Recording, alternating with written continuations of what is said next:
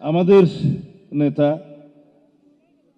শহীদের কবর জিয়ারতের মধ্য দিয়ে তার প্রথম সফর শুরু করতে চেয়েছিলেন। রংপুরের আবু সাঈদের কবর জিয়ারত করবেন, পুষ্পমাল্য অর্জন করবেন, বিনম্র শ্রদ্ধা জ্ঞাপন করবেন। কর্মসূচি ঘোষণা হলো। নির্বাচন কমিশনের অনুরোধে আমরা শান্তির জন্য আমরা সেই কর্মসূচি স্থগিত করলাম। নির্বাচন কমিশন এবং আরেকটি রাজনৈতিক দল মনে করলো সেটা আমাদের দুর্বলতা না, এটা আমাদের ভদ্রতা।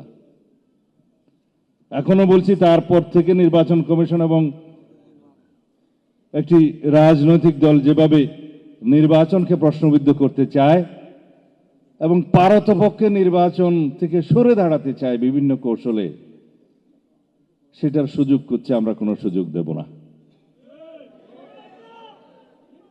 আমরা এত রক্তের বিনিময়ে জনগণের প্রত্যাশিত শক্তিশালী গণতন্ত্রকে ফিরাবো ইনশাআল্লাহ। যারা ষড়যন্ত্র করছে, নির্বাচন কমিশন সহ সকলের উদ্দেশ্যে বলতে চাই, সমতা বিধান করতে হবে, সাম্যতা আনতে হবে। আমাদের ভদ্রতা নম্রতা নয়, সেটা আমাদের দুর্বলতা নয়। আমরা গণতন্ত্রকে ভালোবাসি।